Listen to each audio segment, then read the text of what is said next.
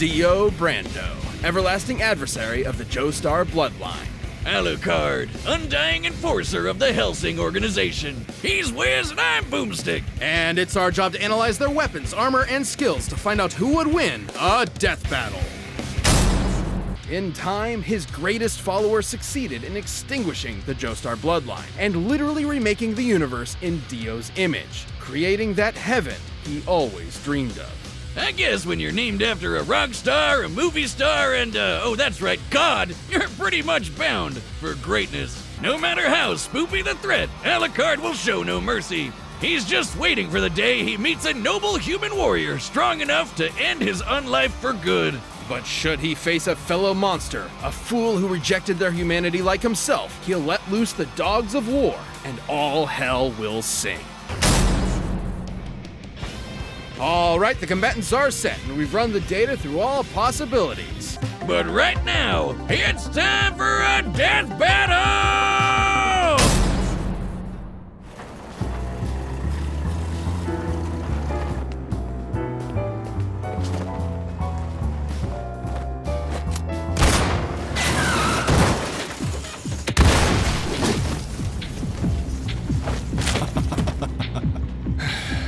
Interrupted my dinner. Funny, I was just thinking about having mine.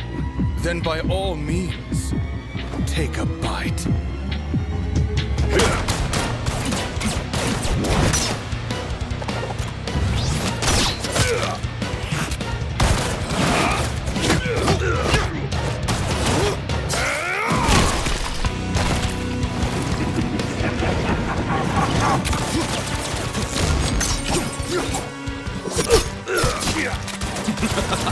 Checkmate! How oh so very weak, dog. You thought you'd triumph, but it was I! Dio?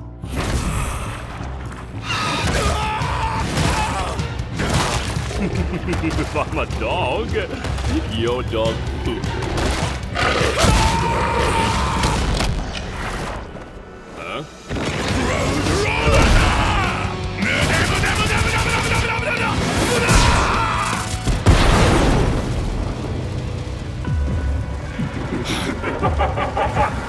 I'm going to enjoy hearing you scream.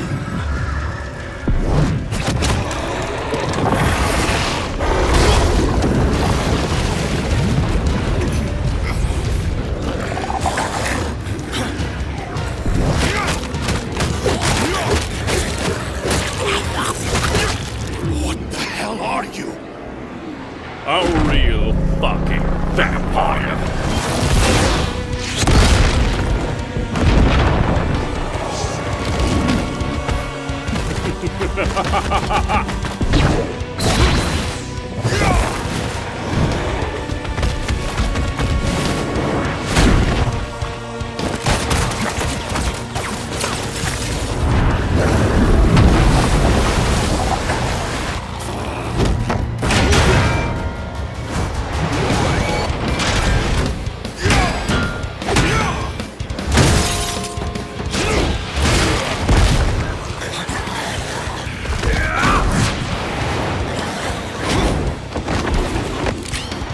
You want blood, you disgusting monster? Choke on your own.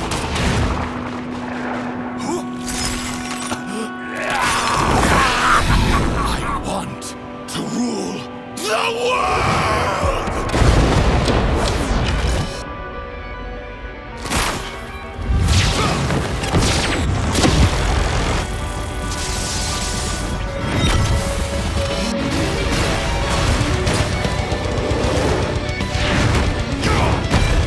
Face me, Vampire King! Bow to your new god! The bird of Hermes is my name, eating my wings to make me tame.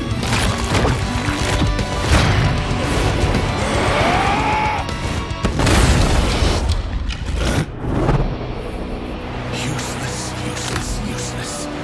Muda!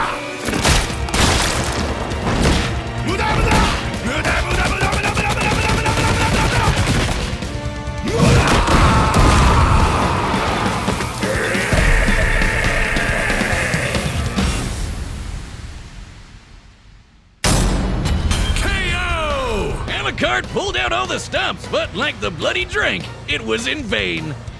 Finger guns! He may have been the king of the vampires in Hellsing, but Dio had everything he needed to clip the bird of Hermes' wings. Alucard's strategy in most fights is to heal from an opponent's attacks until they get tired, then take advantage of an opening. But he couldn't do that here because Dio didn't really have any openings, and Alucard wasn't nearly as strong or as fast to compensate.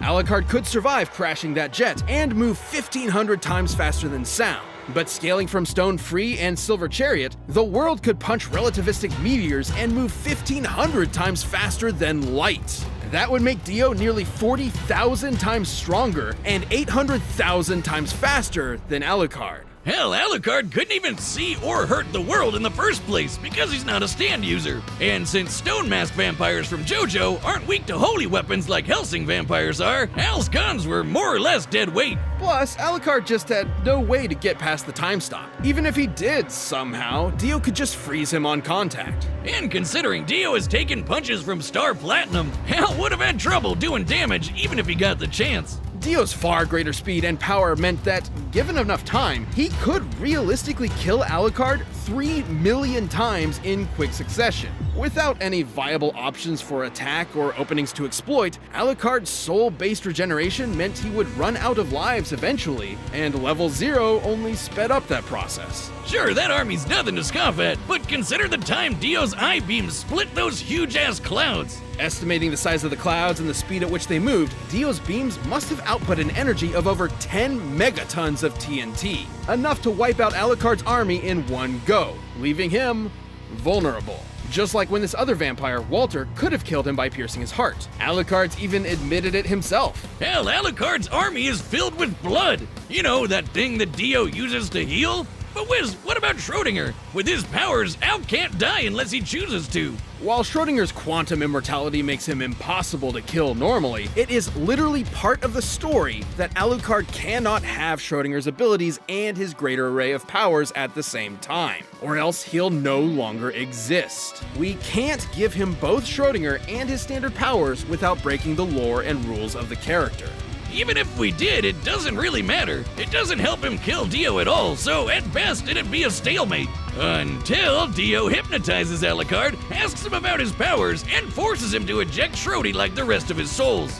Shocking though it may be, Dio's overwhelming offense, impenetrable defense, and uniquely devastating abilities wore Alucard down until the No-Life King had no lives left. Alucard got Dio-owned! Boomstick, you tell the worst puns in the world. That's right, and you're just gonna have to deal with it. And hey, wait a minute, that was a pun. That's my territory. We talked about this. The winner is Dio.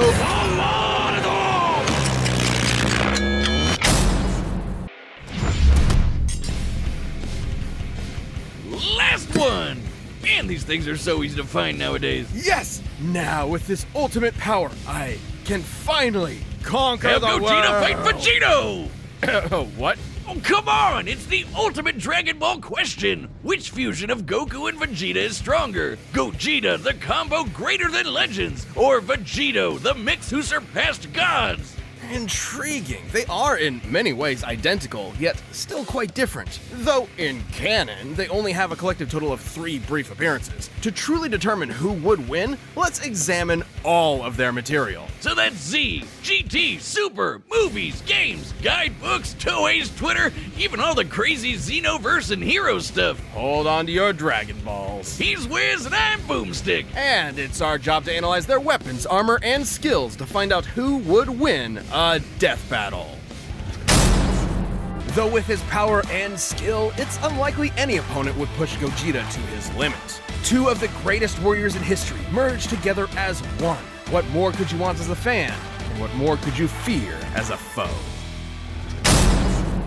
But hey, there's nothing that can get in the way of Vegito's awesome power. Gods and demons alike are no match. When there's no one strong enough to save the day, then perhaps 2 will do. All right, the combatants are set. We've run the data through all possibilities. Hear my wish, Eternal Dragon. It's time for a death battle! Your wish has been granted.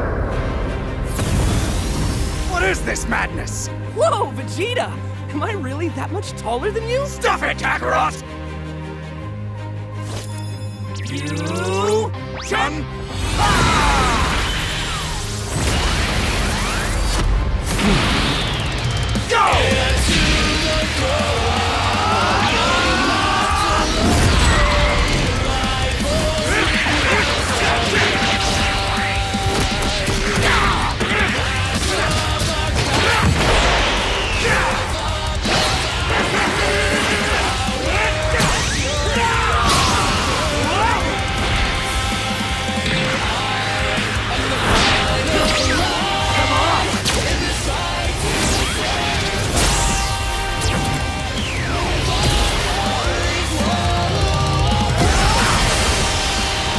Not bad! Wanna kick it up a notch? Sure! But how about some variety?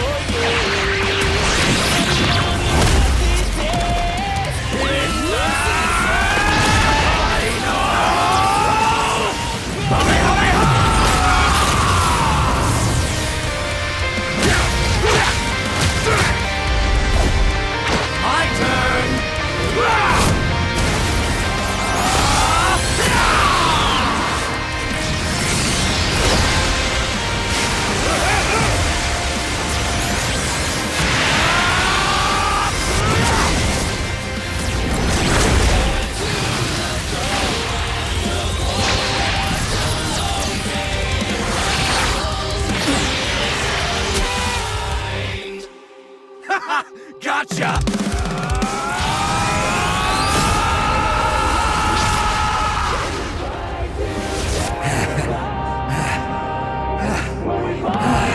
Guess it's now or never.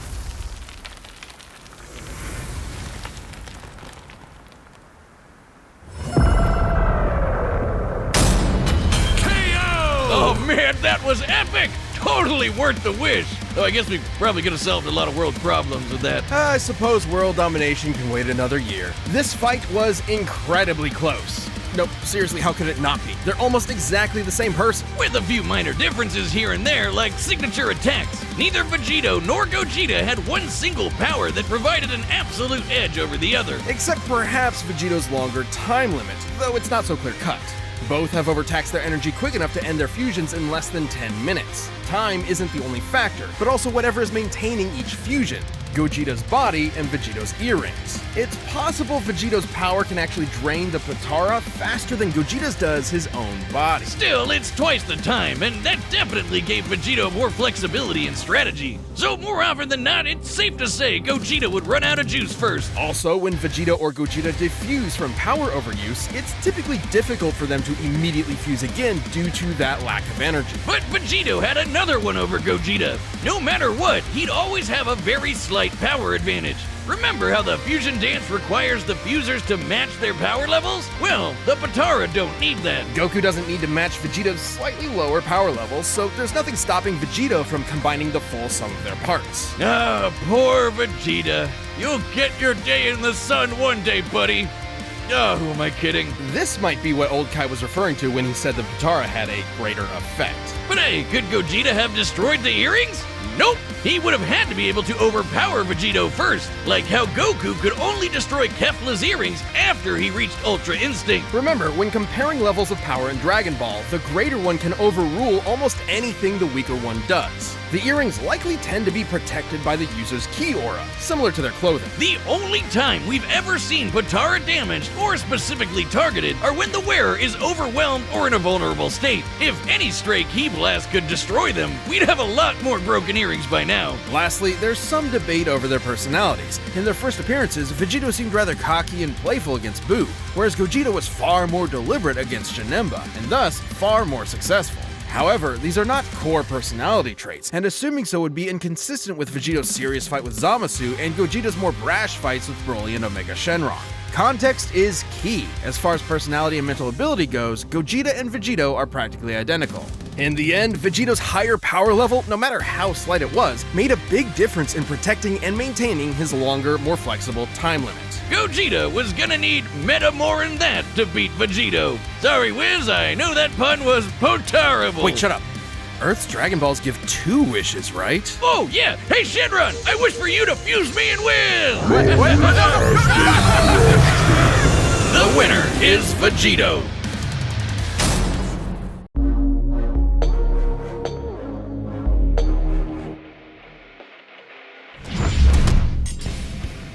Guts, the brutal black swordsman of Berserk.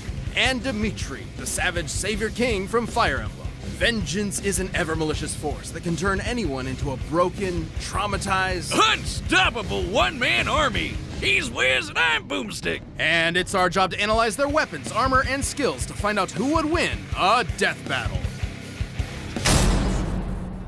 No matter how tragic his tale becomes, Guts will persevere for his allies, both past and present. He has new friends, a renewed heart, a badass sword, and the last thing any man, demon, or god wants to do is mess with him.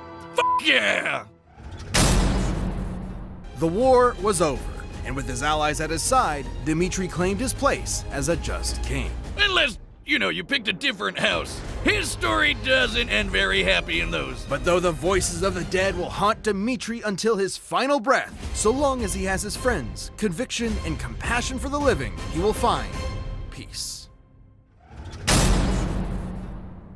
Alright, the combatants are set. We've run the data through all possibilities. It's time for a death battle!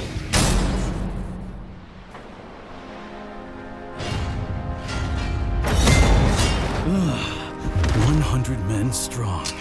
What drives your slaughter? Save the high and mighty crap till you're dead.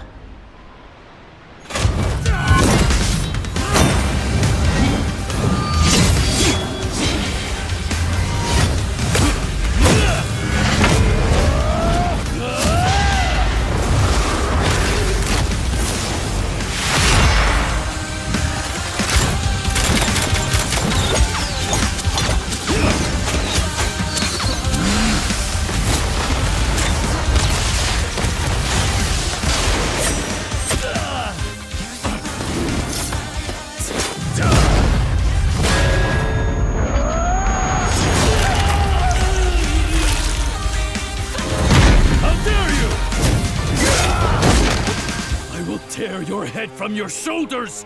The dead must have their revenge!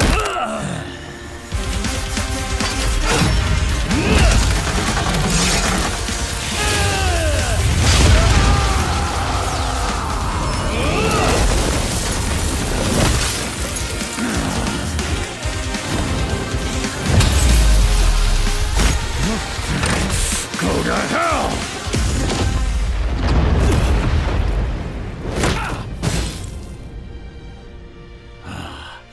Bastard. Avenge us.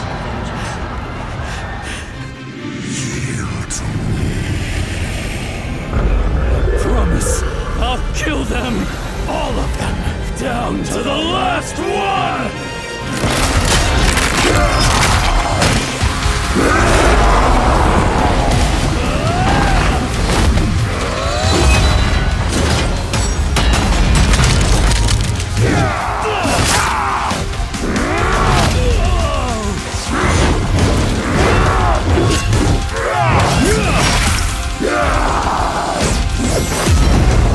Enough of this! This is it!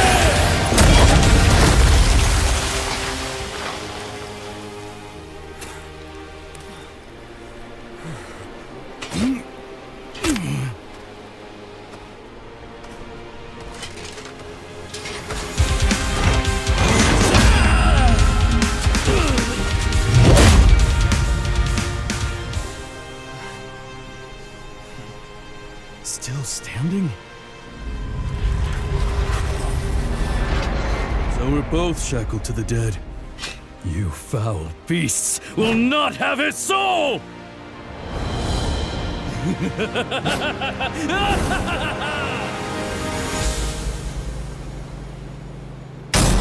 KO! I don't know what's scarier, Dimitri the Demon or Guts still standing there.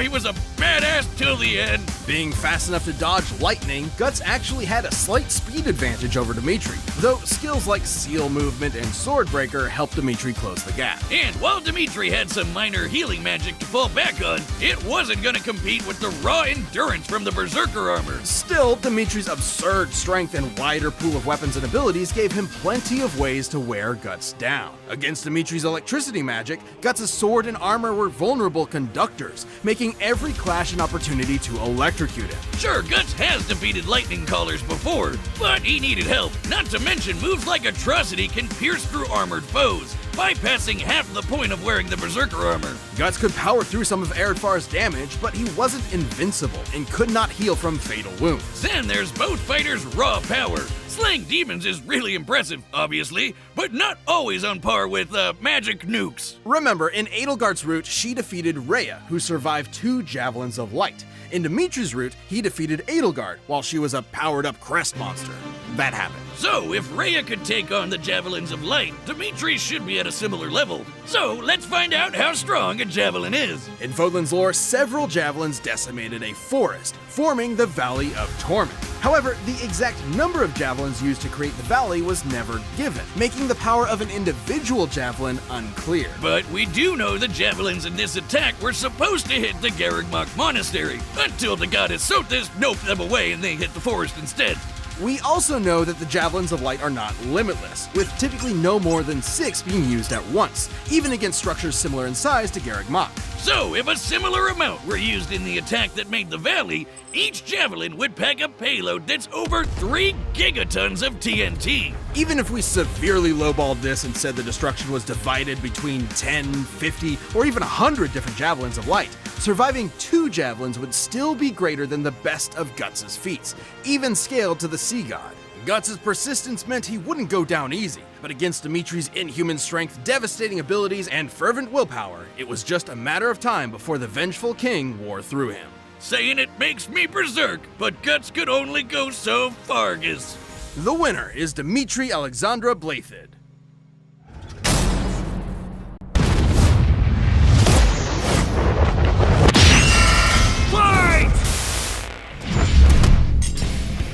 Son Goku, Superman. it's time to answer the ultimate question, and we're taking it all into play. We're examining Superman's extensive mainline comic book canon. Given Dragon Ball Super's contentious continuities, we'll include all 3, just to be thorough, plus Dragon Ball Heroes. He's Wiz and I'm Boomstick. And it's our job to analyze their weapons, armor, and skills to find out who would win a death battle. Looking back at that goofy monkey boy chopping wood and punching dinosaurs, it's almost overwhelming to think about how far Goku has come, how much he's had to face. But no matter the challenge, he takes it head on and pushes through. Showing everyone, everywhere, how to go even further beyond. A simple solution to overwhelming problems. He's the kind of person to save a cat from a tree, answer Christmas cards from strangers, and tow hundreds of planets to a new galaxy all in the same day. What's not to like? Truth and justice has no better champion than the Man of Steel. All right, the combatants are set. We've run the data through all possibilities. It's time for a death battle!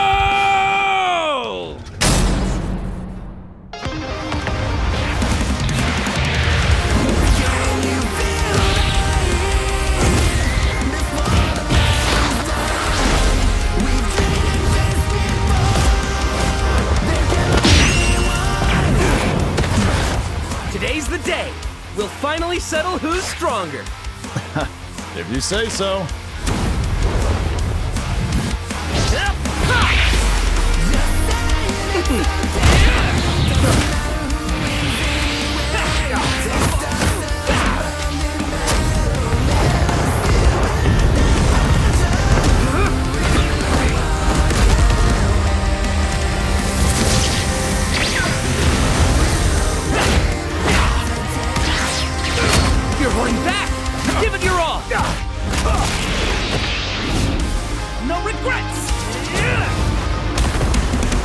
doing just fine.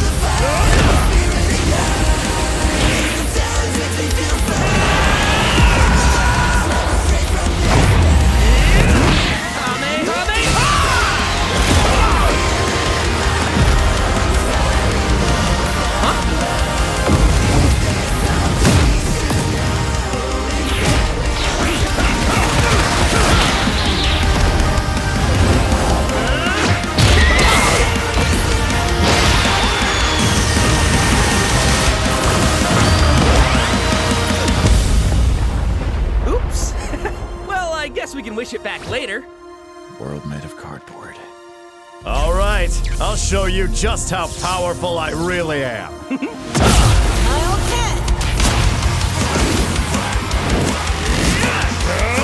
looks like a job for...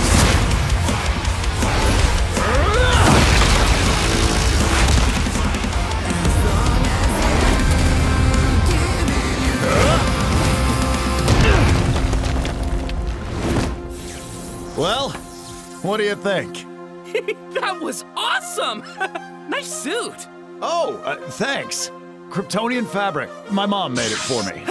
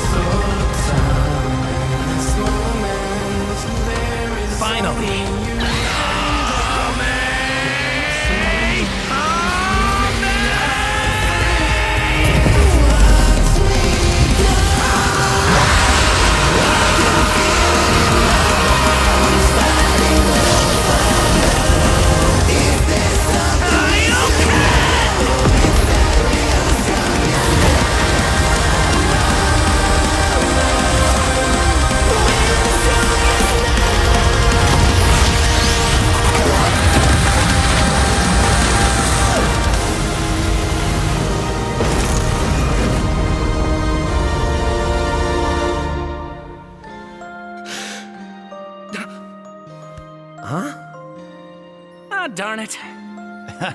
Almost had me there. That was actually pretty fun. Yeah, it sure was. But I'll be stronger next time.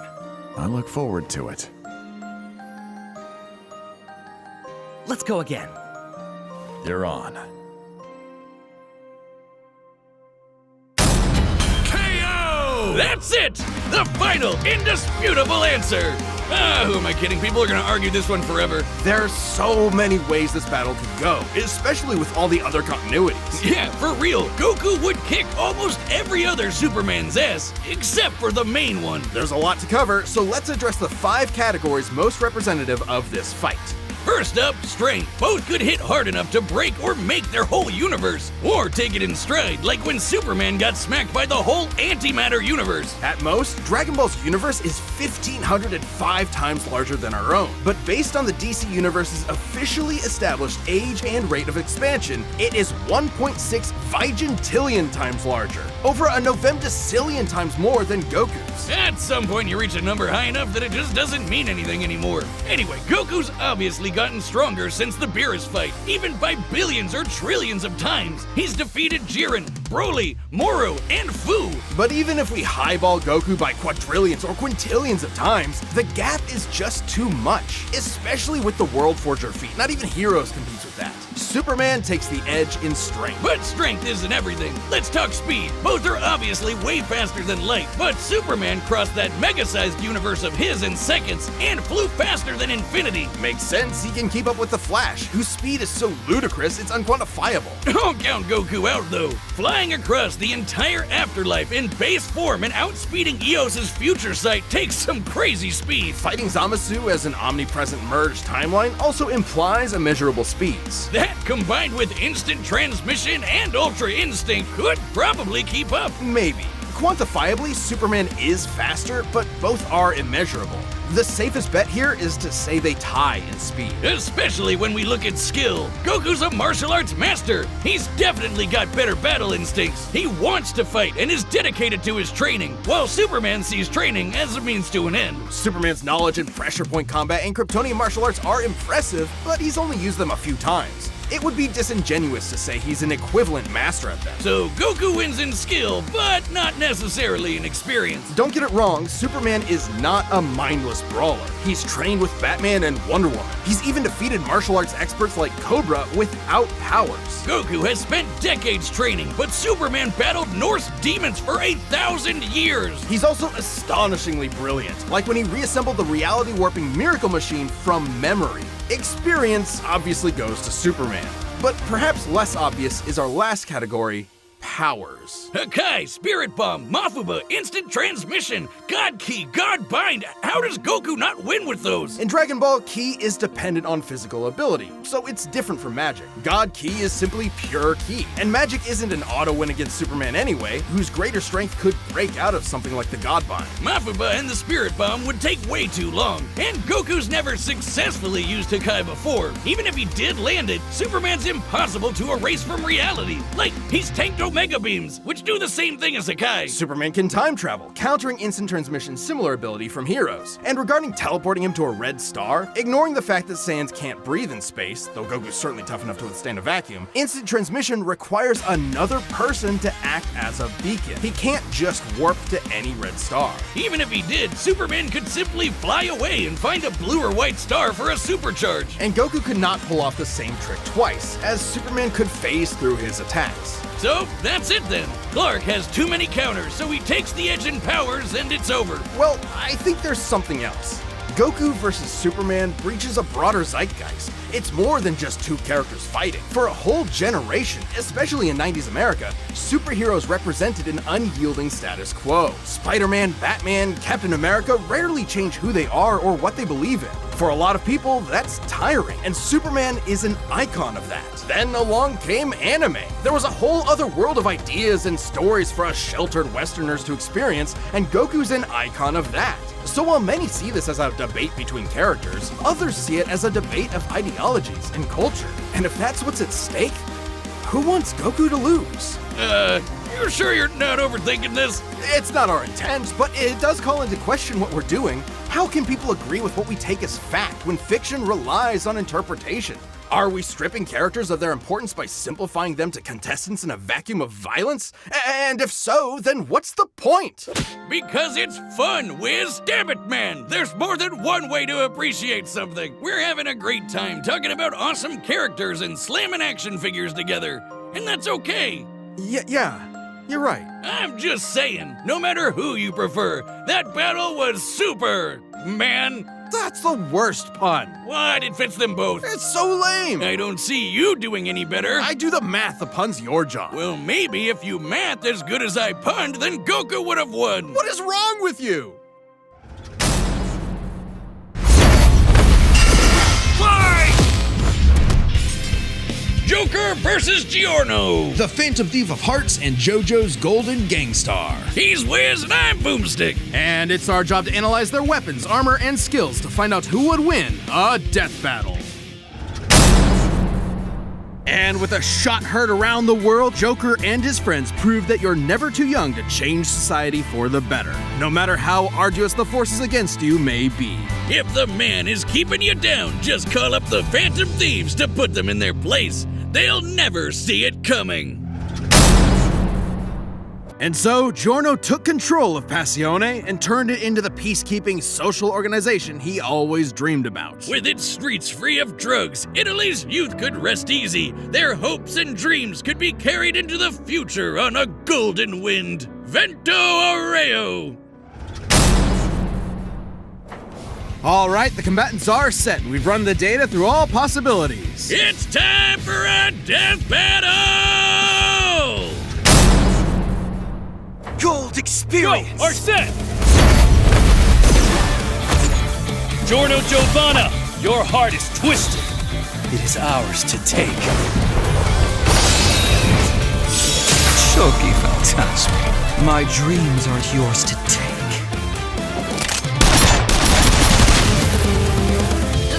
Persona! He'll never see it coming.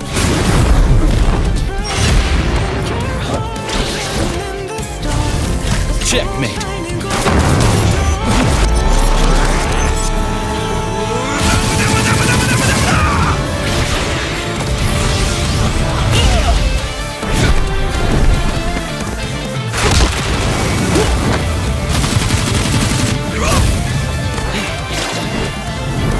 Alice!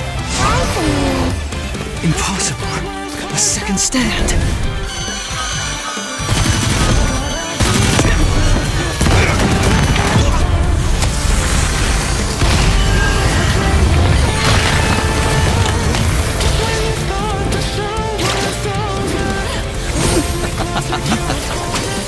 You never took the time to understand my gold experience. All objects given life by gold experience desire to return home.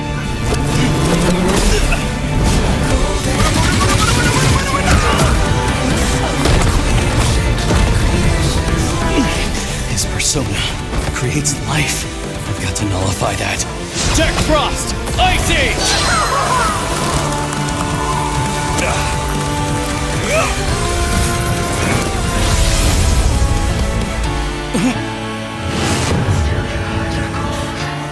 Jack Frost! Ice Age! Ice Age! Ice Age! This Shoko Phantasma is justice.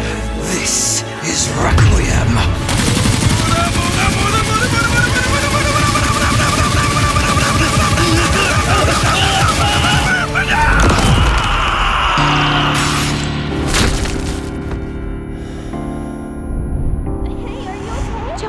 Won't allow it, Joker! Keep fighting! You can do it! If you die now, Joker's got I'll kill you again myself!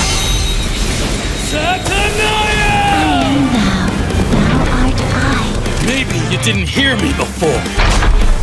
Checkmate.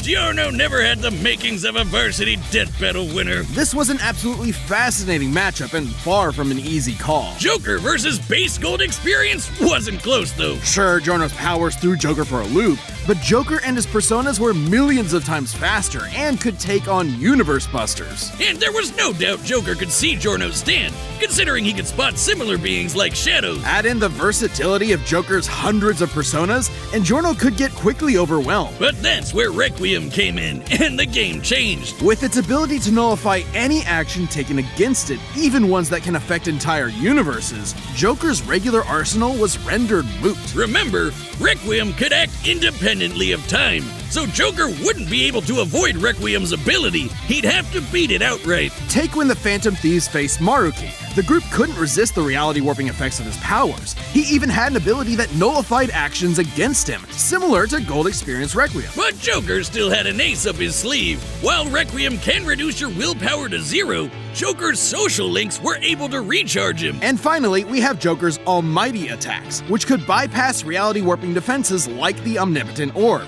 the perfect counter for Requiem. And this is actually backed up in JoJo. While Requiem only has one appearance in the manga, it did show up in the game Eyes of Heaven. There, it faced off against the World Over Heaven, which can overwrite reality to overpower any attack, including Requiem's return to 0. That meant an almighty attack that can bypass reality warping would have the same effect, giving Joker the option he needed to land a killing blow against Requiem's perfect defense. Dio is such a dick, he literally ruined his own son's death battle. Giorno was brilliant, but Joker had the versatility, experience, and almighty power for the final blow. Giorno missed his golden opportunity and had a shell of a time. Hey, Wiz, hear what I said? I said Giorno missed his golden opportunity and he had a shell of a time. The winner is Joker.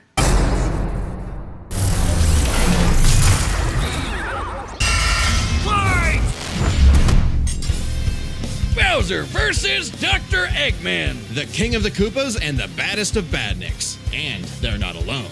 He's Wiz and I'm Boomstick. And it's our job to analyze their weapons, armor, and skills to find out who would win a death battle. Are you saying he's secretly happy because he's got a big monster family now? Yes, but also when they actually worked together, they legitimately conquered most of the known universe. So... he's a baddie through and through who will teleport through space and time to show you what's what. Because he's no ordinary Koopa. Make way for the king! It's funny though, while Eggman's smarts have sort of defeated Sonic here and there, he's pretty effective when he teams up with the Blue Blur to save the world. Well, recall how Professor Gerald was a good person before losing the granddaughter he loved. In Eggman's case, now that he has Sage, perhaps a similar story is playing out in reverse. Nah, Eggy will always have a harebrained scheme behind his cufflinks. So watch out, critters and plebeians of the world. He is the Eggman, and he's got the master plan. All right, the combatants are set. We've run the data through all possibilities. It's time for a death battle!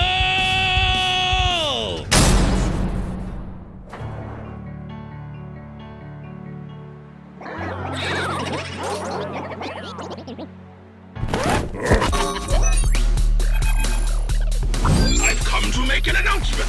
This territory is now the base for my upcoming Eggman Land 2. What a joke! I am Dr. Eggman, your new genius overlord.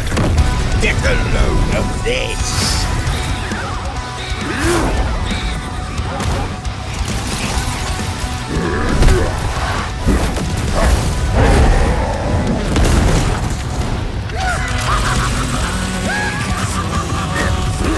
Shut up, nerd!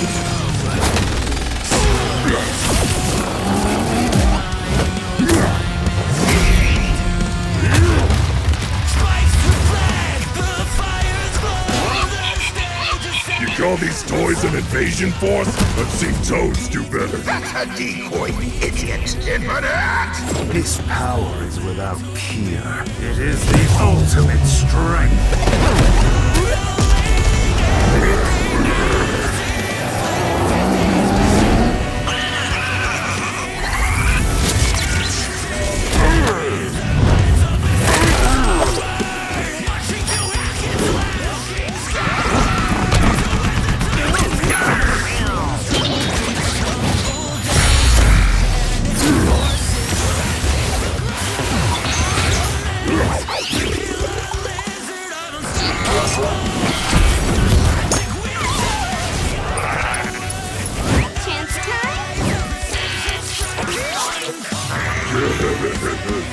It's too late!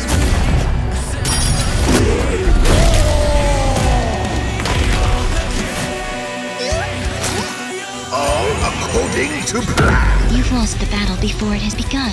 Excellent work as always, Metal. Ready to wrap this up, Sage? As you planned. You know what they say, the more the merrier. Showtime!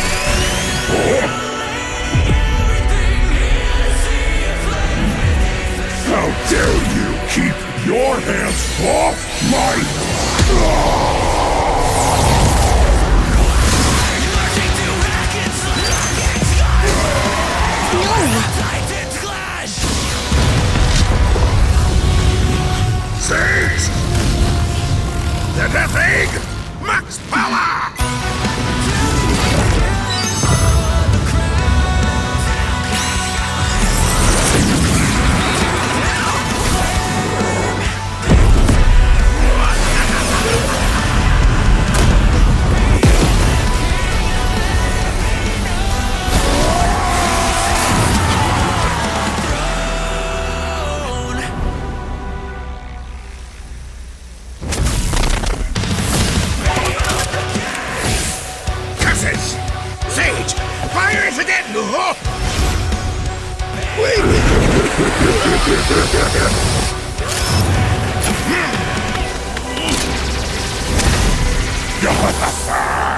So long, Doctor!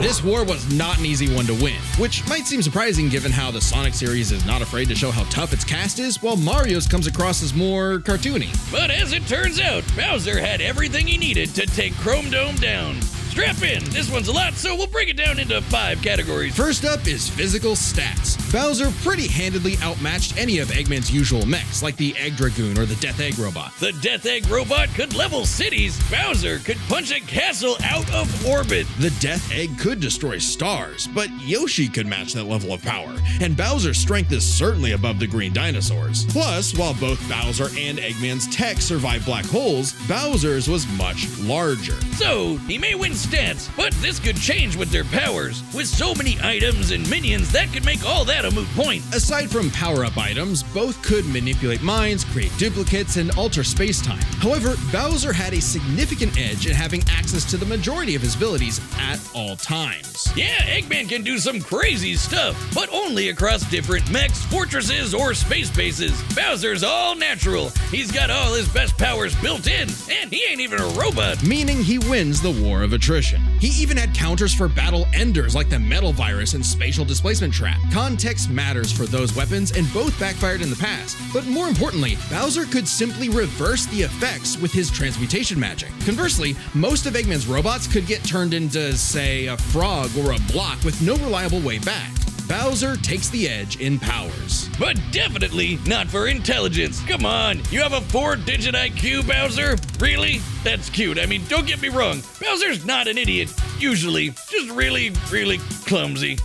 Poor fella. Meanwhile, Eggman's an engineering genius who rarely ever gets bested by brains. Easy dub. Now, let's talk trump cards. As in, items so powerful they could decide the entire outcome on their own. The Phantom Ruby was super dangerous, but specifically targets perceptions. Unlike Bowser's Wonder Flower, which mucks up reality for real. The Ruby affected a whole planet, but the Wonder Flower had the power to alter the universe. Also, the Dreamstone's ability to wish anything out of existence would have no problem cleaning up Super Neo Metal Sonic or Time Eater. Their most prized possessions was a tougher call. Together, the Chaos Emeralds can break the universe, but so can the Grand Stars. Arguably not as much given the Emerald scaling to Solaris, though Power Stars and Grand Stars are far more plentiful. Clearly, this is getting fairly abstract, and both had multiple options that could win the day instantly, so the safest bet is to call this category a tie. Which means it's finally time to compare their armies. Eggman seems deadlier at first glance. I mean, look at all those buzzsaws and rockets. Metal Sonic's speed and power alone could solo most of the Koopa Troop, but the Eggman Empire lacked something Bowser had in spades: teamwork and loyalty. Eggman is a notoriously terrible team player. His alliances are practically guaranteed to fall apart. Hell, in Sonic Generations, he could barely manage working with himself. Eggman's army is designed to be controlled by just him. To Eggman, it's harder to command those with free will, hence his rivalry with the free-natured Sonic. Meanwhile, the Koopa Troop follows Bowser because they actually like him. They train really hard to cover each other's weak points, giving them plenty of advantages as this war progressed, like battlefield control through King Boo's magic and Bowser Jr.'s paint. And since the Koopa Troop doesn't rely that much on technology, Sage's hacking potential had little use. Also, secret weapon? Kamek is kinda busted, canceling Metal Sonic's power copying, stealing the Phantom Ruby, and potentially swapping the Chaos Emeralds were huge game changers. Add on that Bowser and his army can use any Mario power-up item, and they had billions of combinations that the Eggman Empire just could not actively plan against. Even with Sage's millions of plans to take down the Titans, she thought them to be unbeatable, which Sonic proved was incorrect. Just comparing their conquests makes it clear. The Eggman Empire took over the whole planet, but Bowser's troop conquered most of the universe. Eggman was no pushover. His wit, power output, and ridiculous machines gave Bowser the biggest fight of his life. But the Koopa King's ludicrous strength, abilities, and united forces ultimately prevailed. Eggman tried to poach the king, and now he's cracked and scrambled. The winner is Bowser.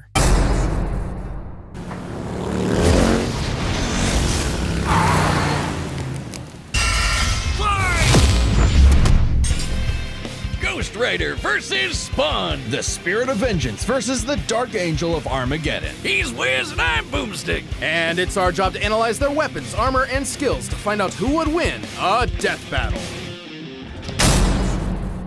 Mentoring his fellow Ghost Riders in the ways of vengeance, always prowling the highways for the evil and the profane. An unstoppable engine of judgment that, with just a glance, could make Galactus himself shit his pants. Maybe one day he'll find salvation in the eyes of one of his victims. 'Cause they sure as hell won't find any in his.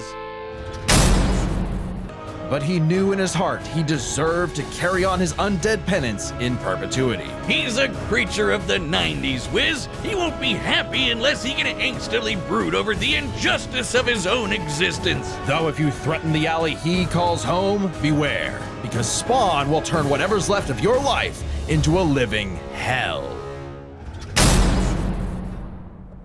All right, the combatants are set, and we've run the data through all possibilities. It's time for one hell of a death battle!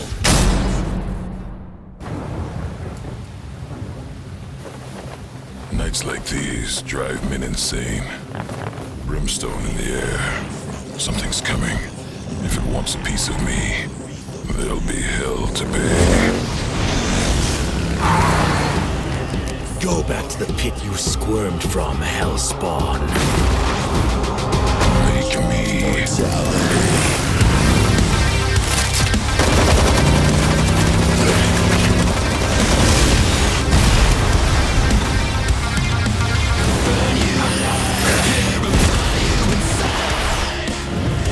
If you care, it's nothing personal. Vengeance calls.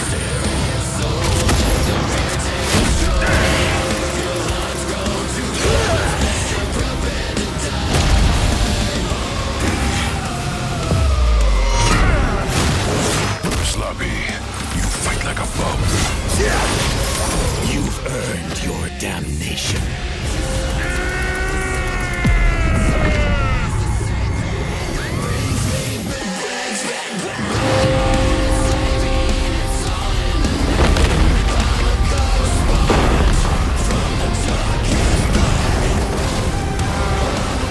Welcome to hell.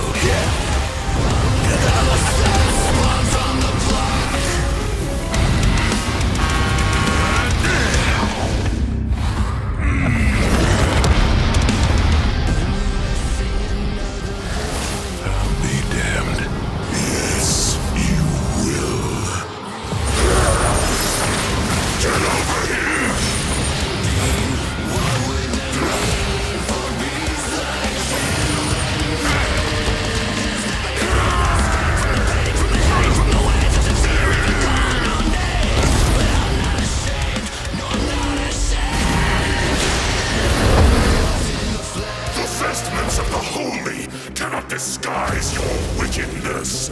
God forbid.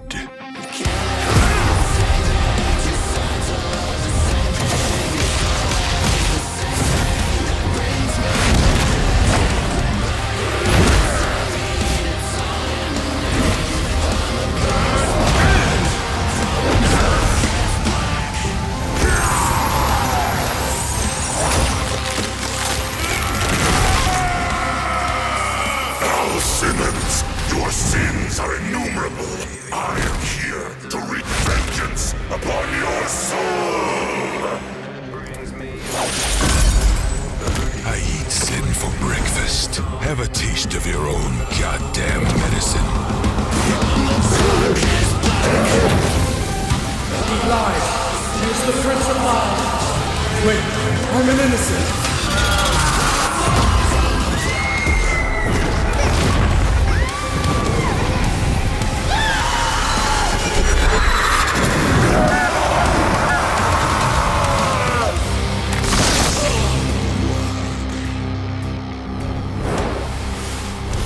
It's like you said, nothing personal, asshole. KO! God damn! Literally. This was a nail-biter of a battle that pitted Ghost Rider's immeasurable power against Spawn's skill and versatility. Let's break this down into 4 categories. First up, power. Divine Spawn could match God and Satan, who could create universes. Similar in scale to Ghost Rider's bouts with a lot of the powerhouses in Marvel. But Zarathos was different. Remember, his power can match that of Mephisto and Galactus, who can threaten all of Marvel's infinite cosmic reality, far greater than any cosmos Spawn has ever affected. Even though Spawn's battled and defeated Satan in more recent comics, implying he's retained a level of power similar to his divine form, he couldn't match Zarathos in power alone. Ghost Rider may take power, but remember, Johnny actively resists Zarathos' influence, so Spawn may have had time in the fight to learn and adapt to Ghost Rider before he went full Blue Fury. And Spawn definitely had the edge in skill. He spent decades in military combat and is a master martial artist, whereas Johnny more so relies on his invincibility. The ultimate dream power for a stuntman. Even with his crazy powers, Ghost Rider was a lot more direct than Spawn, pretty much entirely focused on attacking the soul. Which doesn't bode well for his versatility. Spawn can stop time, manipulate matter, turn intangible, control minds, warp reality. The Ghost Rider had a much more limited arsenal by comparison. Spawn had a huge advantage in this category. Though with his invincibility, way greater power, and the ability to scorch your soul to nothing, Ghost Rider could score the win through brute force, right? Not exactly. The last piece of the puzzle is their resistances. Basically, who was harder to kill. Spawn's constant mainlining of humanity's collective sin and pain meant he could survive attacks on his soul, including the Penance Stare, just like he resisted a very similar attack from Urizen. Best of all, remember the time he rewrote reality to undo his own inexistence? There was nothing the Ghost Rider could do to overpower that. And that time with the lance wasn't planned, it was purely instinctual. He could replicate it any time he wanted, like in his fight with God and Satan. So how do you put Spawn down for good? Well, you can't. At least Johnny and Zarathos could. Unlike how Ghost Rider's soul has been vulnerable to attack before, like when Danny used the Penance Stare to depower Johnny. This sort of thing actually happens a lot, even in recent comics. The whole reason Johnny and Zarathos are bonded in the first place is because Zarathos' soul was manipulated by Mephisto. And not only does Spawn have plenty of experience manipulating souls, he can replicate the effect of the Penance Stare itself. And just think about that. A Penance Stare on Zarathos would mean he's feeling the pain from every Penance Stare that he's ever done. A penance squared! The Damnation Stare, on the other hand, actively helped Spawn, sending him to hell where he gets a literal infinite power boost. And it wasn't just Spawn's soul powers that had spelled trouble. He had other ways to bypass Ghost Rider's immortality too, like transmutation, rewriting reality, or just straight up stealing his powers, which has worked on multiple Ghost Riders in the past. Giving Spawn the final edge. Zarathos was almost unbeatable, a massive power advantage, soul destruction, immortality, but Spawn could counter everything thrown at him, and was too unkillable for Zarathos' strength advantage to matter in the long run against his crazier abilities. That was one hell of a fight, and at least Johnny went out in a blaze of glory. The winner is Spawn.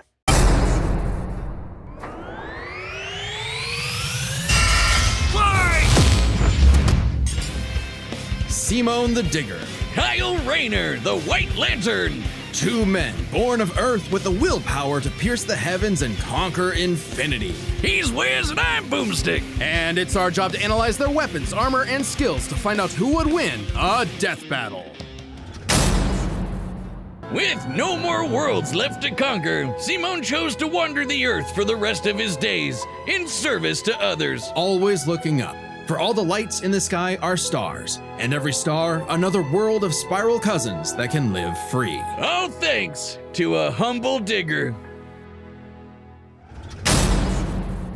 And together, they shattered oblivion, destroying the self-doubt that plagued Kyle once and for all. Not bad for a comic book geek from LA. And now he was the one giving out rings of unlimited power to people who weren't sure if they could command it. So he told them the truth. You can't teach someone how to use such power. You have to learn yourself, making mistakes along the way. But with the power of life at their command, there's no end to their journey, only endless beginnings. All right, the combatants are set, and we've run the data through all possibilities. It's time for a death battle!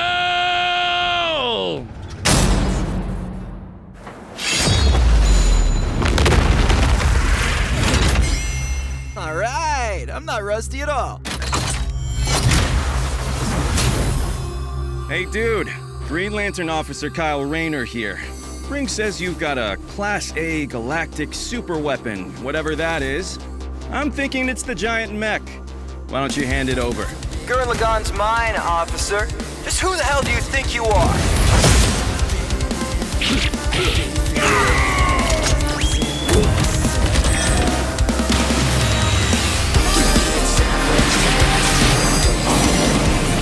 I'm told I'm bad with authority. Tell me about it. 4?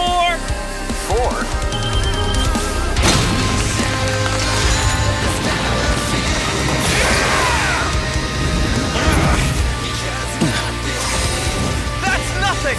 My drill will pierce the heavens!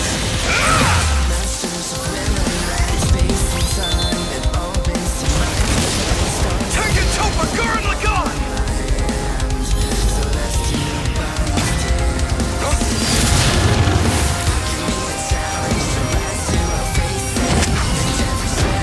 That's really cool. I'm a Lantern. We do the impossible. See the invisible. Touch the untouchable. Break the unbreakable. If you ain't know, now you know.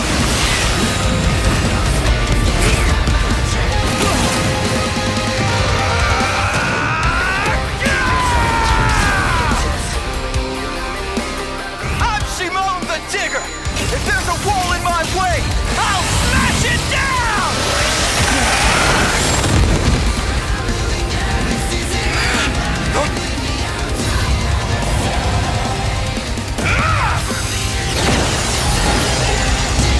Stop fighting. Think about your fear of death, your love of your friends, your compassion for me, your hope for the future. Choose life. Have faith in the Simone that believes in you.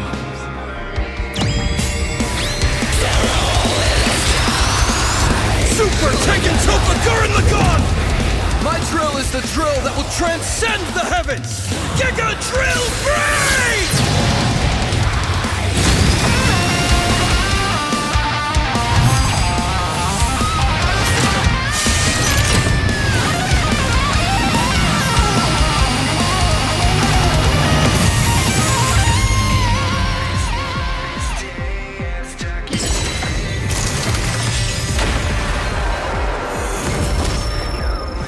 The super weapon wasn't your mech. It was me. Then, Simone, I'm taking you in brightest day, in blackest night. No evil shall escape my sight. Let those who worship evil's might beware my power. Green Lantern fly!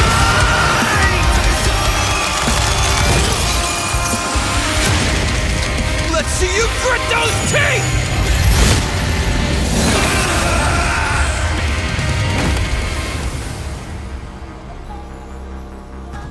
You'd make a good lantern.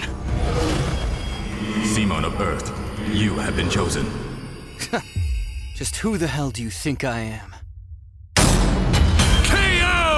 For the guy with the snazzy sunglasses! When both combatants possess unlimited power, it's hard to judge them by our normal standards. Take speed. Simone can hit an infinite number of targets all at once, and Kyle can fly fast enough to surpass the normal concept of speed itself. When you control space and time, things like strength and speed kind of become irrelevant. Instead, let's analyze them through a lens more applicable to beings as absurd as Simone and Kyle. Their imagination, their willpower, and their ultimate potential. First up, imagination. The boundless things they could conjure to use against the other. Both could think up just about anything the other could, like absorbing each other's attacks, fighting across time, anything. Simone did have a few attacks that Kyle hasn't encountered, like the probability-altering missiles, but it's likely Kyle could adapt considering his ring could protect against existence being erased across the multiverse. And in general, Kyle's constructs were a lot more creative than Simone's arsenal, which was mostly drills. Though again, nothing Simone couldn't adapt to with, say, his energy absorption.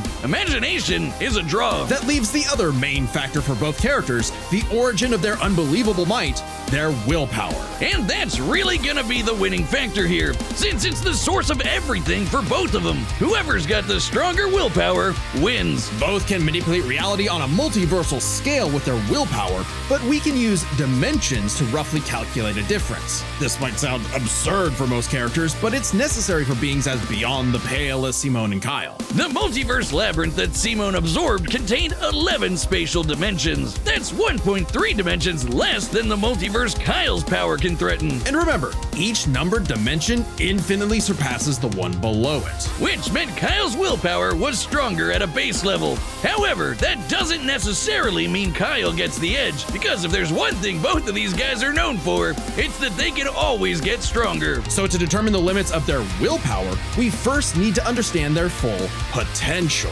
Simone's whole deal with spiral power is how he can constantly evolve to get stronger. So just because Simone starts off weaker doesn't mean he'll stay that way. Absorbing the multiverse labyrinth required Simone to leapfrog several orders of infinity in an instant. Simone made himself that much stronger through sheer force of will. More than enough to close the gap with Kyle, especially since spiral power also lets him regenerate his body down to an informational level. Kyle's never destroyed something that thoroughly before. Without the ability to easily kill Simone, it was only a matter of time before Kyle's ring ran low on charge, especially since Simone could likely regenerate for at least a week straight, like Nia did. While Blue Lantern Light could boost Kyle's power, he's never jumped several orders of infinity in strength like Simone has. And while Kyle could manipulate emotions to reduce Simone's willpower, Simone resisting the labyrinth's mental manipulation meant he could power through anything Kyle threw at him. Everything, that is, except for the life equation. It originated from a higher level of reality and would have more than even the odds. Too bad Kyle couldn't control it. It was just as much a detriment to him as an asset, forcing him to relinquish it to keep from destroying reality and himself. Compare that to Simone, who merged with a version of himself writing a version of Gurren Lagann, and using spiral power to make that fiction into reality. A pretty similar level of reality to the life equation, and a level of power Simone had no trouble embracing and mastering by the end of his story. No matter how you look at it, Simone might start weaker, but his peak will always transcend Kyle's. Isn't that how all of Simone's battles usually go anyway? That's Gurren Lagann in a nutshell. So Simone's incredible potential eclipsed Kyle, which means his willpower was ultimately greater. Kyle may have embodied life itself, but Simone's unstoppable evolutionary potential would shatter even this lantern's light. I hope Kyle at least dug the fight, because when it comes to death battle losers, he was a dead ringer. The winner is Simone the Digger.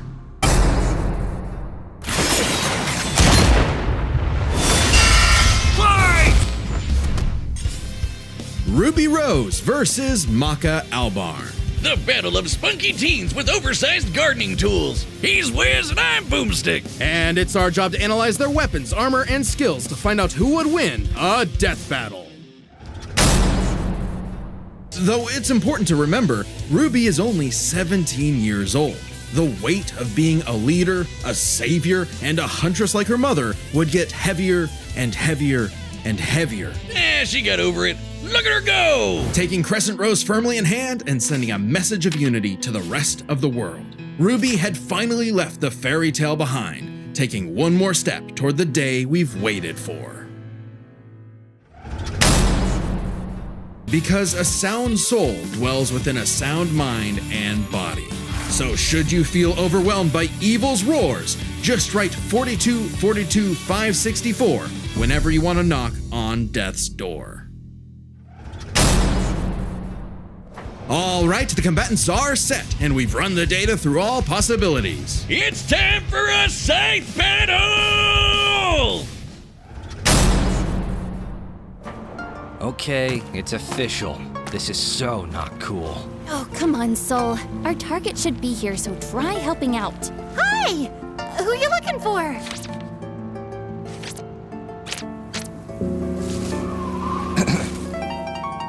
Little Red Riding Hood, your humanity has strayed from its just path, and the Shinigami has called. Oh my gosh, your boyfriend turns into a scythe! Oh, that's so cool! Your soul is ours!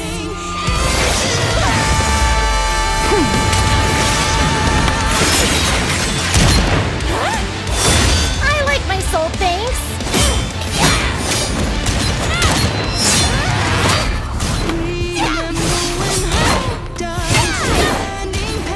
Won't lie, Red. Your moves are sick, but too slow for my Meister. You haven't seen anything yet! Focus. She's quick, but we can handle it. Let's go, Soul Resonance!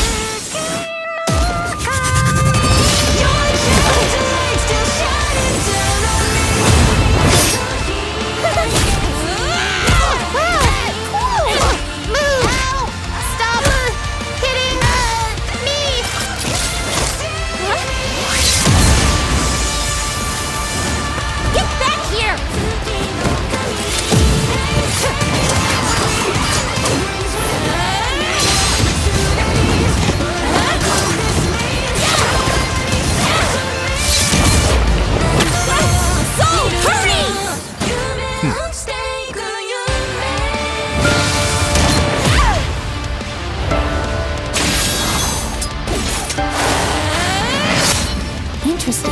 Her soul forms a barrier. Try helping out. Relax.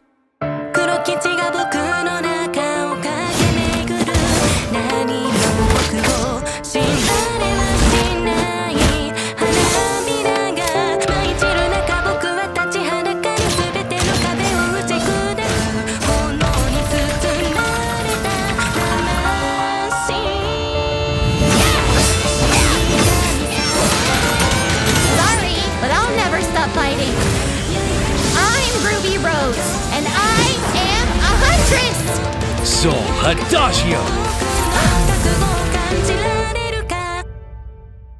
Ruby! The wavelengths! Damn it, she's... Stay strong, Maka! You got this!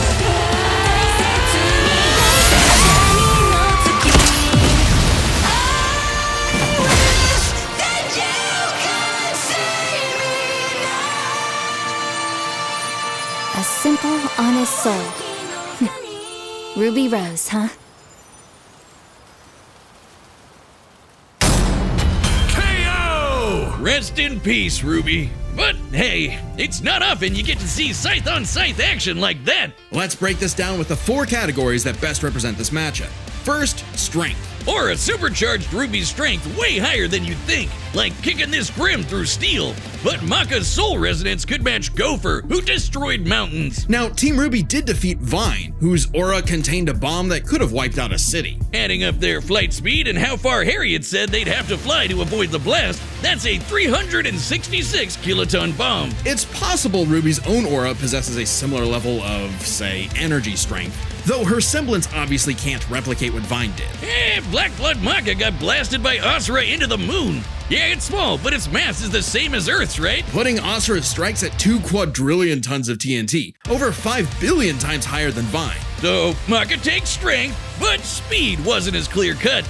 Ruby's a fast little gal. Maka kept up with Blackstar, faster than Shadows and whatnot, but as they improved their skills, Ruby and her friends could outspeed Atom, who blocked a particle beam. Though given the distance and time to react, Atom moved about 42% the speed of light. Not quite faster than your own Shadow territory. Still, Ruby's Petal Burst has become far faster than this over time, and clearly gives more than a 2-time speed increase on top of that 42%, making her well past light speed. Definitely enough to take on Harriet, who was all about speed.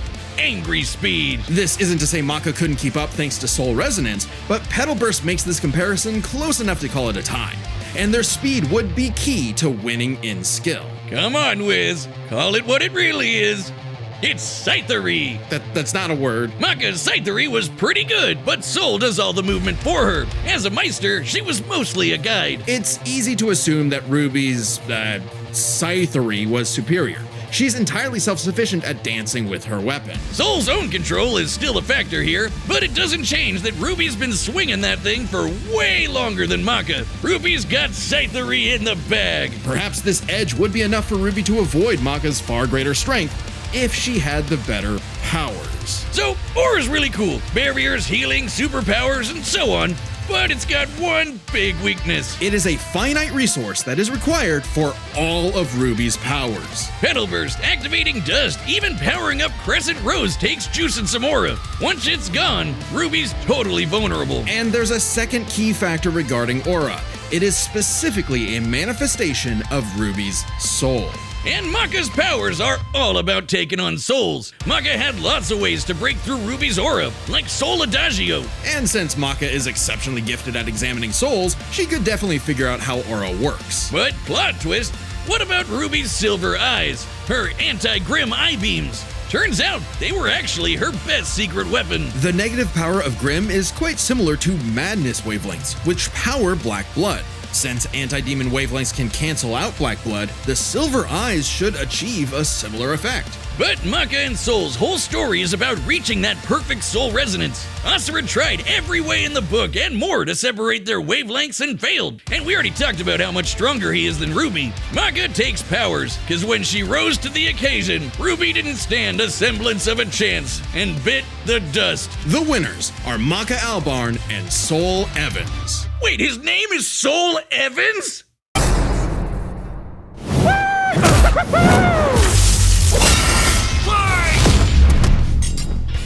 Dante versus Clive.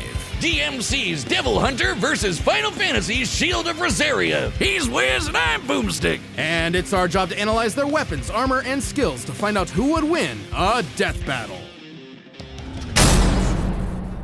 Dante realized that if he couldn't make Virgil abandon his ways, he might as well keep an eye on him. In one fell swoop, the two severed the world-spanning demon tree and prepared for a permanent departure to the underworld. You can choose your friends, but not your family. But if that's what it takes to keep Virgil safe, or rather to keep the world safe from Virgil, Dante will deal with it. And all things considered, he's happy slugging it out with his bro. Maybe happier than he's ever been. Proof that as long as you have the human drive, even hell can become a paradise sweet enough that a devil may cry.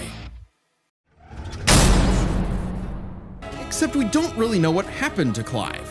Whether he lived or died, though, doesn't really matter. It was his journey and the world he created that made his life meaningful.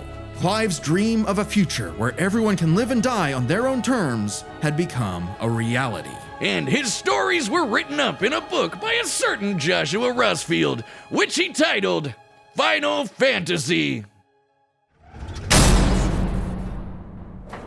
All right, the combatants are set, and we've run the data through all possibilities. It's time for a death battle!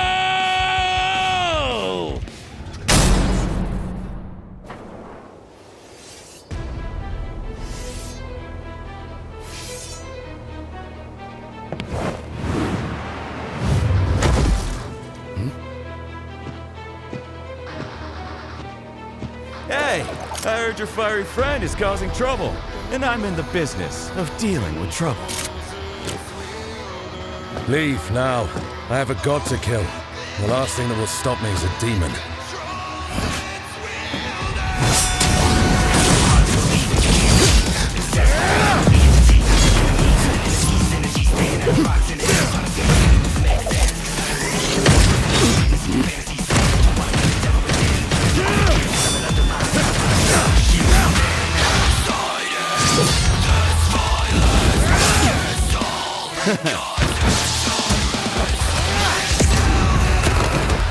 Let's rap!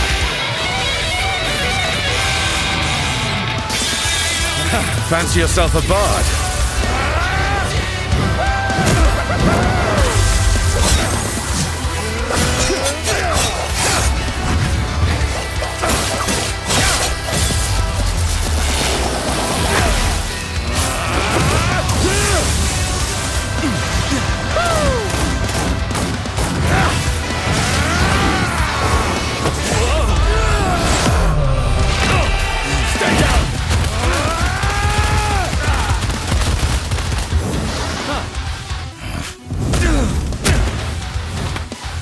stay in the shadows anymore, Smokey.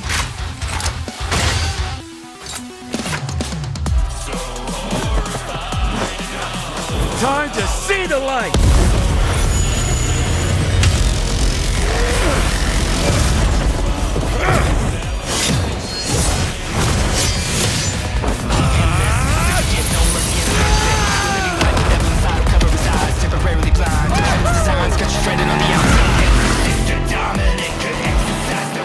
What the hell is that?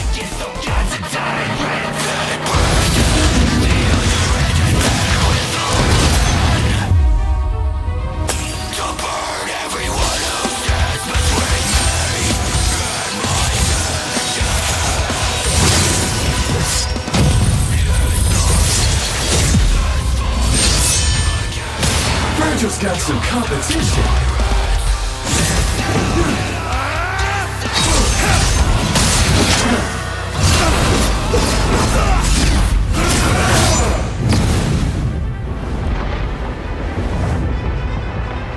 Still holding out on me? Let's see what your monster can really do! So the devil cries for more. Let's give him everything we've got! Joshua!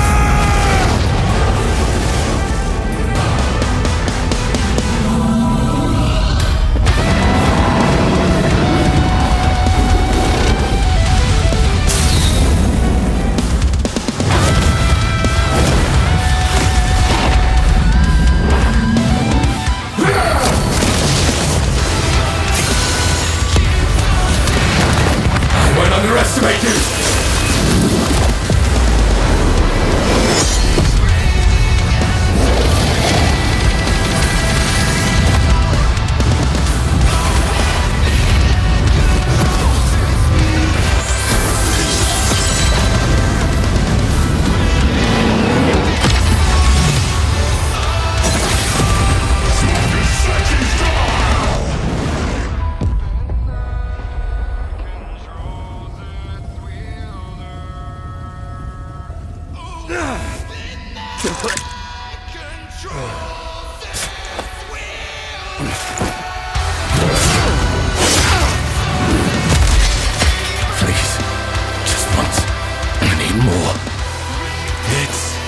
In a bash, Smokey. Jackpot! I need Ifrit!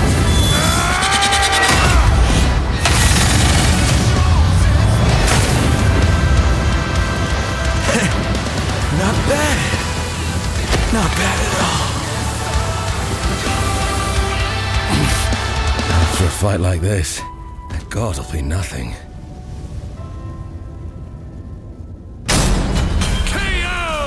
Okay, that was a whole nother level of close, but I think we got the point. This was not an easy call to make.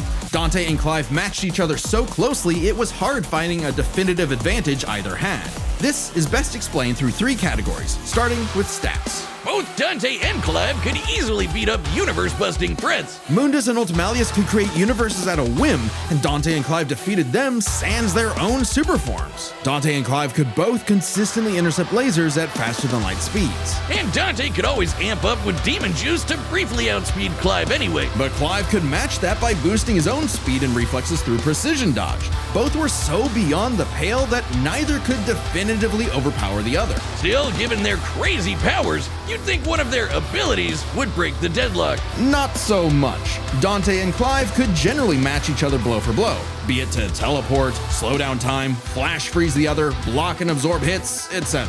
And Dante could survive the intense flames of Ifrit. He's dealt with heat like that before. Though Clive did not have a perfect match against Doppelganger, he did have more methods of manipulating time, both more reliable and abusable, in addition to defensive measures like Ifrit's barrier to fall back on to outlast powers like Doppelganger. But their super forms evened out. Any edge Clive could get from, say, Limit Break or Ifrit Risen, Dante could match with Devil Trigger or Sin Devil Trigger. In the end, both have answers to most of each other's powers, making it still anyone's win. Which is why it came down to one major factor: endurance. Just how long could these two keep at it? While Dante's super forms could undoubtedly keep up with Clive's, there is an emphasis in story and gameplay that they expend a lot of demonic energy. The longest Dante has battled in Devil Trigger against someone his equal is about 6 minutes, and abilities like Doppelganger, Quicksilver, and Sin Devil Trigger burn through it even faster. Clive's time in Ifrit Risen isn't limitless either, but it can last longer, fighting for tens of minutes if necessary. But given how close this match is, it's vital.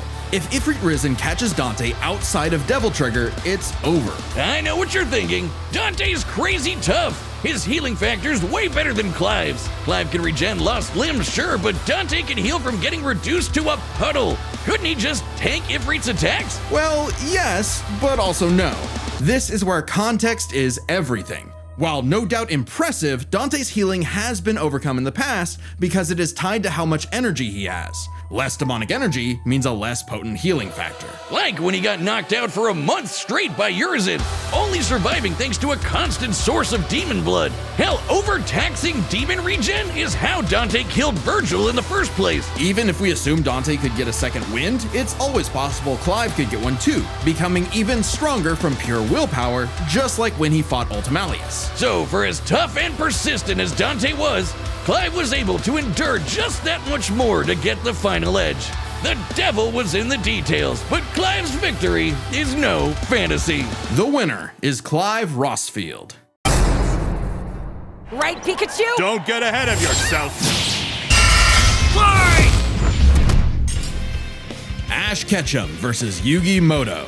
The biggest question from the playground, Pokemon or Yu-Gi-Oh? He's Wiz and I'm Boomstick. And it's our job to analyze their weapons, armor, and skills to find out who would win a death battle. In the Tournament of Champions and Alon, Ash faced the #1 trainer. Finally, after 3,000 years, we're free! 4 kids, let my boy win! Yes! Sure. Ash did his best, and he had no regrets. Now free to hand over his torch to new bright-eyed trainers. Ash realized that, to him, a Pokemon Master was someone who was friends with every Pokemon. So he and Pikachu threw a stick in the air and walked the way it landed, because in the world of Pokemon, the journey continues.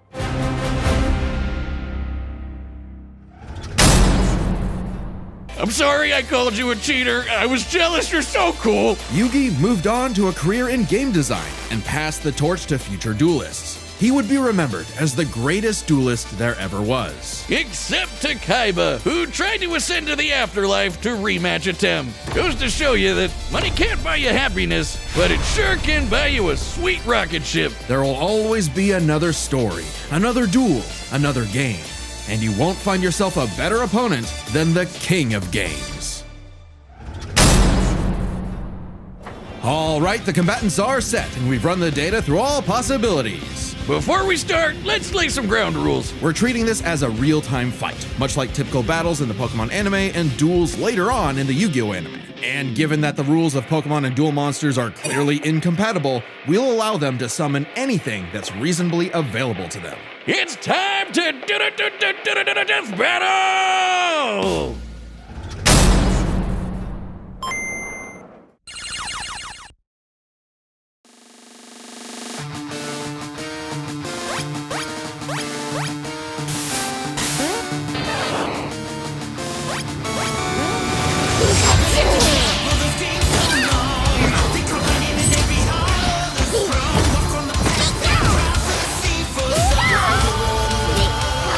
Okay, Pikachu? This 4-on-4 is tricky. Hang in there!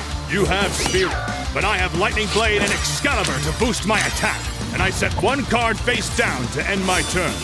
Whoa! Okay, guys, it's our turn now. Pikachu, throw him off with Quick Attack! Everyone else, back him up!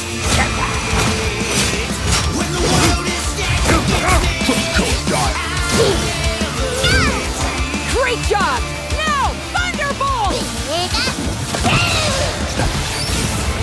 Don't get ahead of yourself. You forgot about my face down card. Rise, Dimension Sphinx!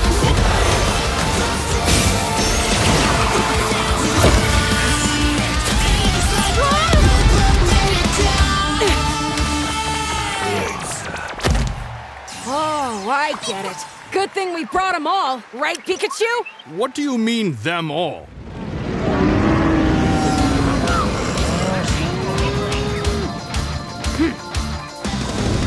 Charizard! I choose you!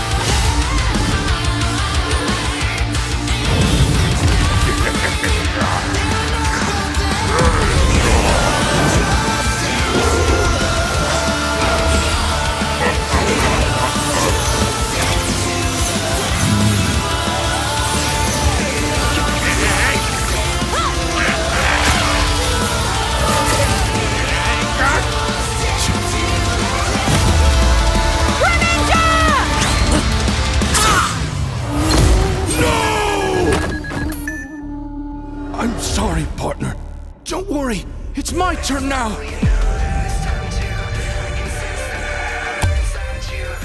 I just need to believe in the heart of the cards!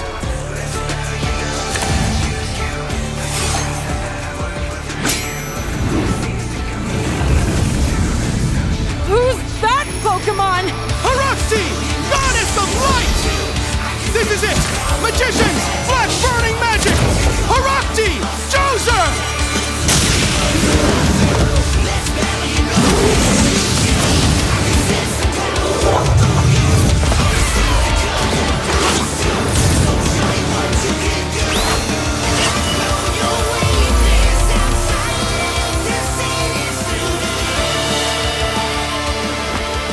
Pikachu, let's finish this. Together! Pikachu!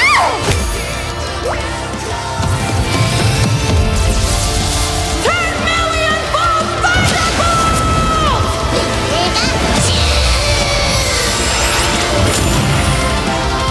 You activated my trap card! Magic Cylinder! With it, I'll send your Thunderbolt back to attack your life points directly!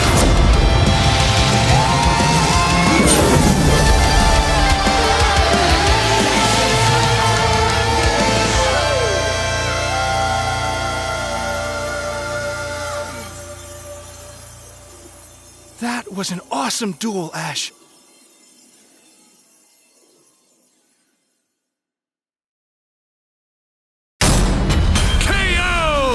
Oh, my childhood! Whiz, quick! I need your tears! We can save him! There's a lot to this, so let's break it down by experience, strategy, and monsters. Starting with experience. Both Ash and Yugi have risen to the top, beating the best of the best, and traveled all over the world. But Ash traveled more, was in more tourneys, and saved the world way more often. And despite what people say, he wins a lot. Even Atem's stint as the Pharaoh doesn't tip the scale, since he wasn't in charge for very long.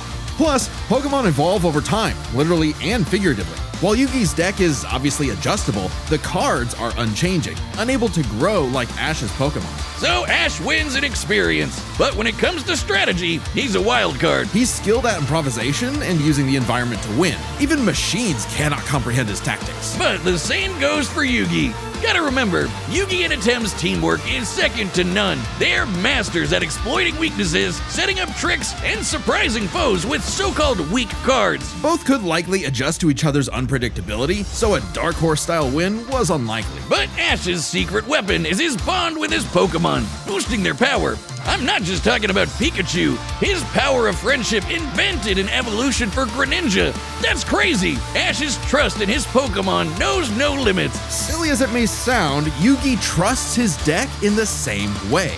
The heart of the cards is real, and Yugi is determined to support his monsters with spells, traps, and buffs. Look at his duels with Merrick and Paradox, where he bolstered his weaker cards to take down gods. With Ba and Ka, his bonds with his cards manifest them into reality, not so dissimilar from Ash Greninja. Yeah, Ash has aura, but he never mastered it. And specialties like Mega Evolution and Gigantamax, while awesome, only work with specific Pokemon. And since Ash focuses on offense far more than support, Yugi could control the pace of the fight with cards like Swords of Revealing Light and Magic Cylinder. But I know some of you are asking, what if Ash threw hands? The kid's strong enough to chuck trees and lift baby gods. Just punch him, man!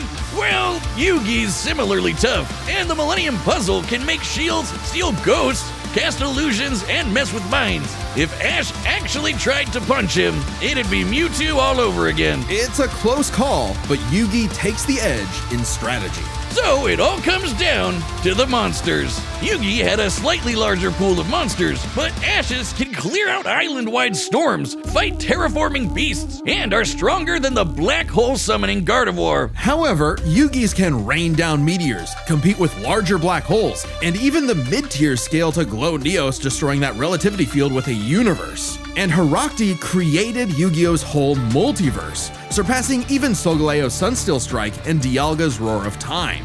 And Yugi had more than just monsters on the field. Ash's strength was also his weakness. His power was evenly spread, reliant only on his remaining Pokemon. If Mr. Mime faints, no more Psychic Barriers. If he lost Lucario, no more Mega Evolution, and so on. The longer the battle went, the less Pokemon Ash had, and he did not have a reliable way to bring them back. He doesn't carry revives on him, and even then, reviving Pokemon in the anime is entirely different from the games. Meanwhile, Yugi had cards like Mirage Ruler and Monster Reborn that could instantly recall powers he's lost. And he can, bend fate to draw whatever card he wants, and we didn't even cover them all. Really, Yugi's deck has no pathetic cards. Exactly. Yugi's versatility and power swept Ash's options, giving his monsters the lead. He just needed the right moment to knock Ash stone cold. That was a good attempt at a pun, Wiz. You might not think it's Pharaoh, but Ash got Yugi owned. The winner is Yugi Moto.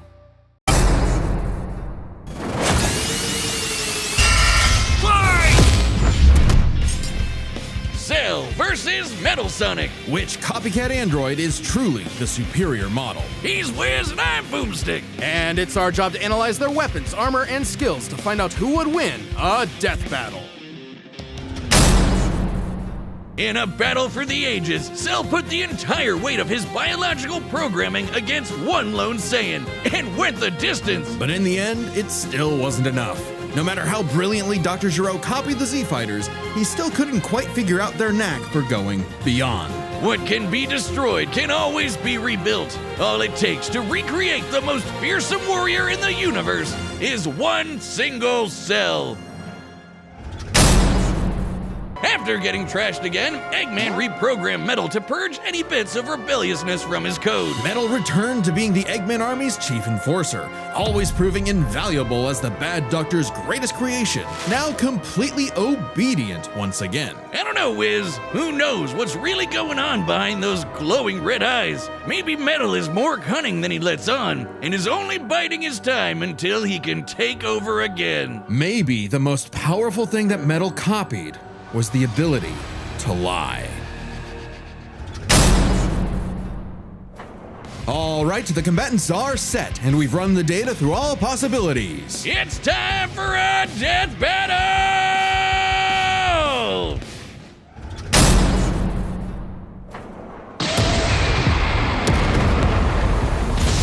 Salutations, Dr. Robotnik. Your reputation precedes you. Bring me your strongest fighter, or face... Then prepare to kneel before your master. Perfect.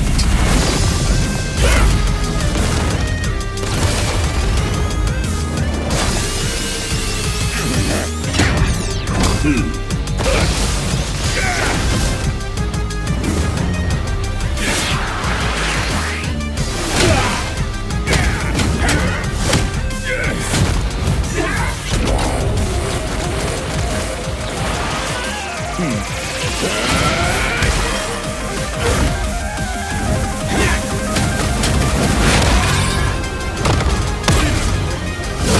Tell me, does a machine like yourself ever experience fear? Not anymore!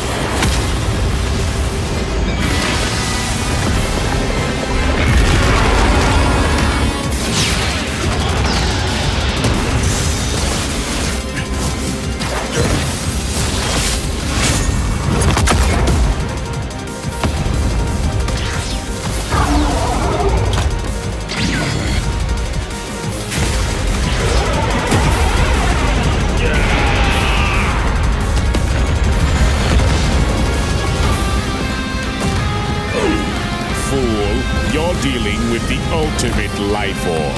I already possess his data. Observe. Chaos! Control. Life form data successfully copied. Scum!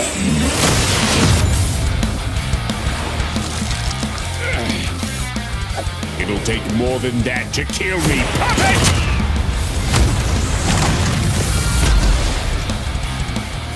I know. Now I know everything about you, insect.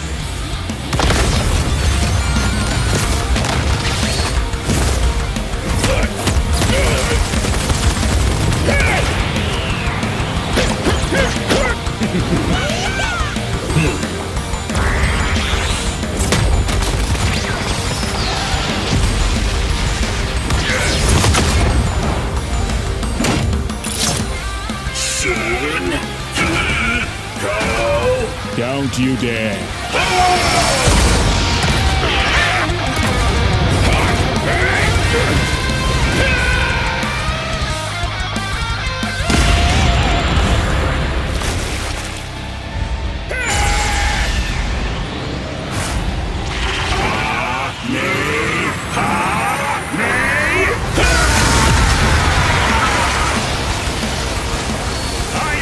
The greatest warrior in the universe!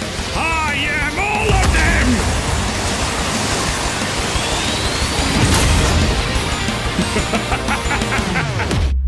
If you are all of them, then so am I. I'll never lose to a machine like...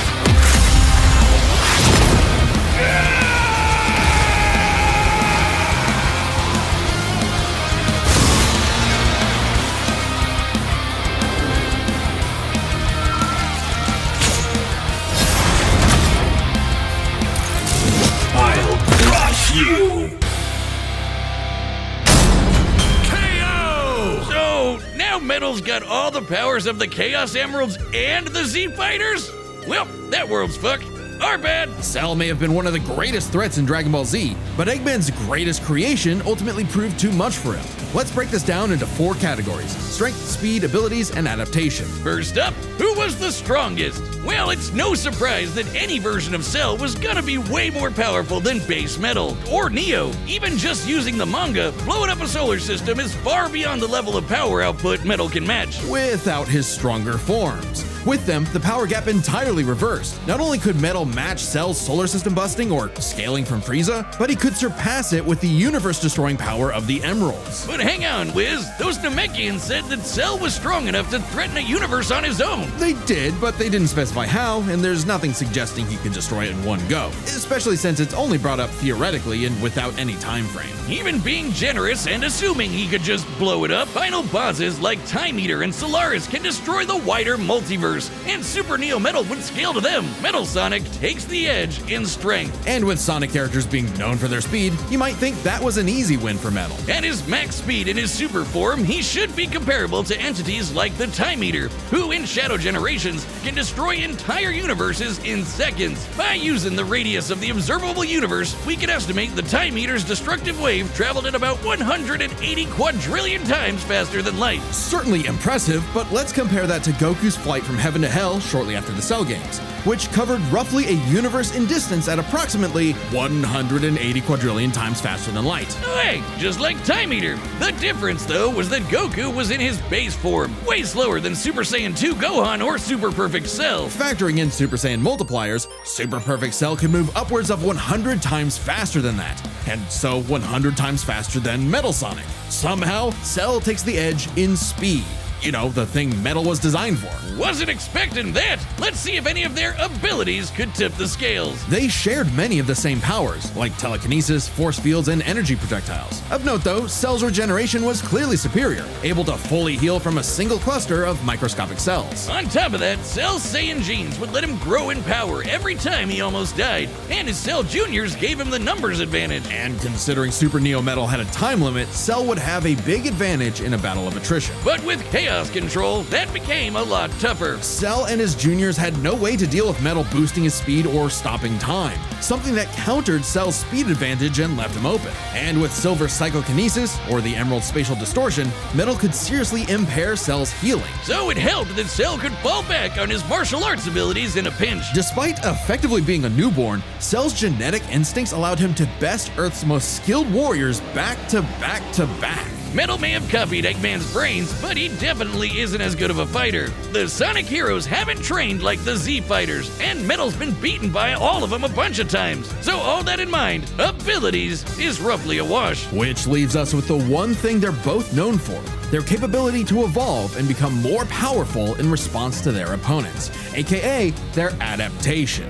And frankly, that's where this back and forth completely breaks. Because at the end of the day, Metal can copy Cell, but Cell can't absorb Metal. Cell's ability to physically absorb an opponent is primarily viable against foes he can match or overpower. Even if he took Metal by surprise, he can't absorb fully inorganic robots like Android 16. Cell was only able to absorb Androids 17 and 18 because they were primarily organic. They're actually more like cyborgs and are only called androids in the English translation. Metal, on the other hand, can copy a target's biodata through only a few seconds of direct eyesight, something he could easily accomplish during a time stop. And using it on Cell means he wouldn't just get Cell's powers, but the powers of all of the Z-Warriors too. Remember, Metal's copying applies to abilities that fundamentally affect his own biology, like Espio's invincibility or Chaos's liquid body. Nothing Cell has would be off limits, especially given all of Cell's powers were genetically encoded in the first place, quite literally biodata. Cell's Saiyan power-ups? Copied. Cell's regeneration? Copied. Cell's key techniques? Believe it or not, copied. Chaos Emeralds are described as being able to produce life energy, similar to Ki, so there's a precedent for him being able to replicate Cell's power set. And at this point, there's nothing stopping Metal from, say, stopping time and using a Kamehameha to vaporize him at a cellular level, just like Gohan did. Cell might be able to do anything the Z-Fighters know how to do, but that's not gonna help him, cause Metal can do anything Cell knows how to do. Strange, isn't it? Cell just doesn't have any options to retaliate that Metal wouldn't also possess, including any of his previous advantages. Metal's copy ability is just that overpowered. Oh, I guess now I get why they called it Sonic CD. Why's that? Cell died. Wiz, you get it? CD? Wiz, where you go? Come on back.